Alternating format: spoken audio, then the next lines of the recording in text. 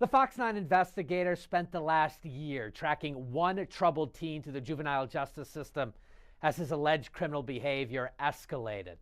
The boy is currently being held in a non-secure facility in Hennepin County right now because there's still nowhere else for him to go. Let's get you to the headlines here. Hennepin County unable to find the now 13-year-old in appropriate care facility, accused of violating a court order and abandoning him.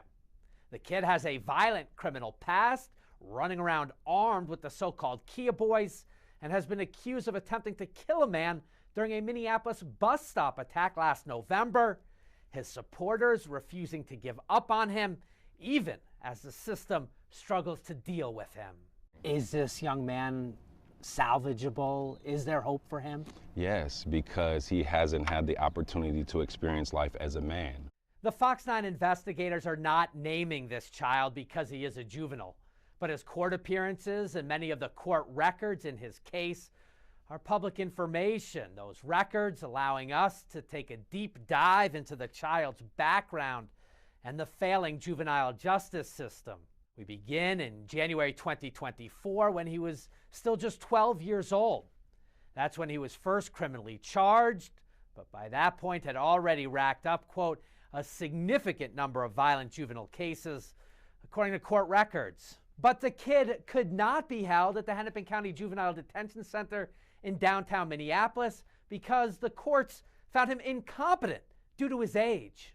No longer in juvenile detention, the child ran into more trouble that spring after running away from a group home in North Minneapolis. He ended up back in juvenile detention in May after being expelled from school and allegedly committing additional crimes while in his mother's care. Hennepin County then determined the child needed the highest level of care to deal with his mental health and behavioral issues. But here's the problem with that. There simply are not a lot of places for him to get that high level of care here in Minnesota. The state only has 4 psychiatric residential treatment facilities, or PRTFs, and they all rejected him. And it's not just this kid. The Fox 9 investigators found last year that of the hundreds of kids referred for that higher level of care, only a small fraction are actually admitted. A label gets applied.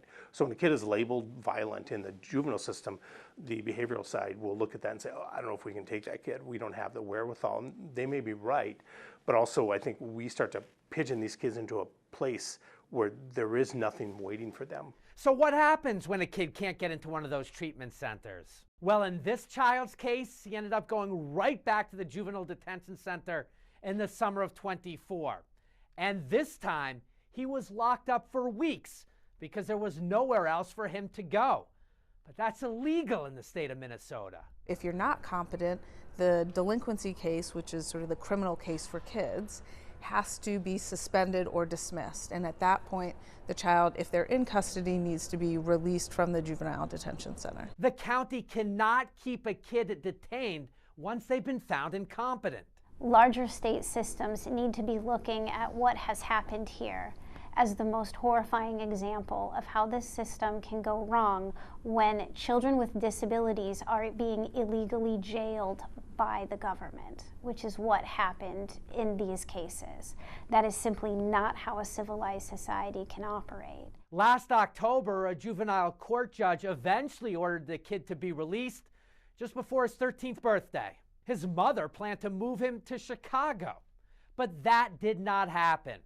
Records show he jumped out of his mother's car before she could even get out of Minnesota. He resurfaced weeks later.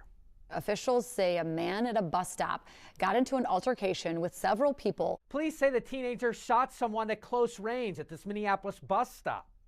According to court records, the teen was part of the Kia Boys, a known gang of violent young car thieves that had first run the victim over in a stolen car.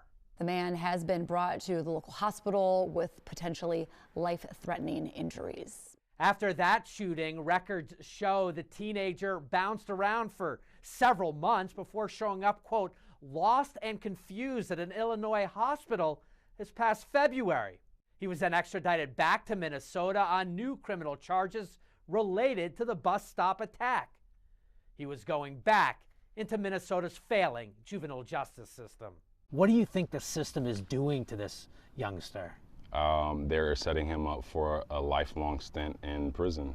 At the end of May, Hennepin County was accused of abandonment for refusing to pick the child up from a non-secure facility in Anoka County, even though they have temporary custody of the boy and had been ordered to do so by a judge. Hennepin County says they have asked 49 treatment facilities to take this child across 10 different states. As of right now, the teen is still incompetent, he is still too young, too dangerous, and he still has nowhere else to go.